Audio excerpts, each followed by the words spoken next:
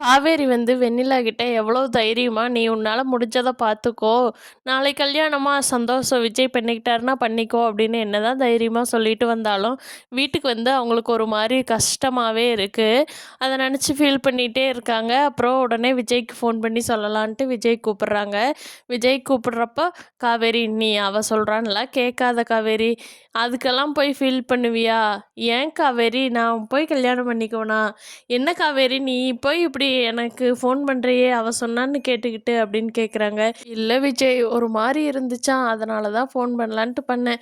சரி okay okay நீங்கள் உங்கள் வேலையை பாருங்கள் சரி வச்சுட்டுமா அப்படின்ட்டு காவேரி வச்சிடுறாங்க. ராகினியோட அப்பா ராகினி வெண்ணிலாவோட மாமா எல்லாரும் சேர்ந்து கல்யாண வேலையெல்லாம் மும்பரமாக பார்த்துட்ருக்காங்க. நடக்காத கல்யாணத்துக்கு ஏன் இவ்வளோ வேலை பார்த்துட்ருக்காங்கன்னு தெரியல. விஜயோட சித்தப்பாவையும் ரெடியாக இருக்க வச்சுட்டு வெண்ணிலாவும் கல்யாண கோலத்தில் ரெடி பண்ணுறாங்க ராகினி. ராகினி வீட்டோட பிளான் என்னன்னா, விஜயோட சித்தப்பா வந்து விஜய்கிட்ட போய், நீ தான் வெண்ணிலாவோட அம்மா அப்பா ஆக்சிடெண்ட்டுக்கு காரணம், இதுக்கு சாட்சி நான் தான், ஏன்னா நான் தான் விட்டு அவங்க மேலே ஏற்றுனேன் அப்படின்னு நான் போய் போலீஸில் சொல்ல போகிறேன்.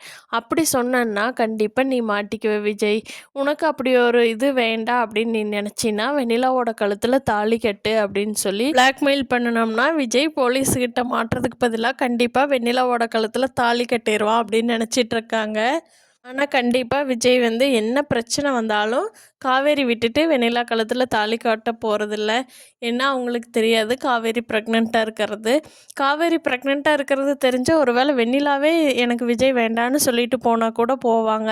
பார்க்கலாம் ஃப்ரெண்ட்ஸ், இனி வரப்போகிற எபிசோடில் என்ன நடக்க போகுதுன்னு. நம்ம சேனலை இப்போ தான் ஃபஸ்ட் டைம் பார்க்குறவங்க சப்ஸ்கிரைப் பண்ணிக்கோங்க. நீங்கள் என்ன நினைக்கிறீங்கன்னு கீழே கமெண்ட் பண்ணுங்கள். தேங்க்யூ.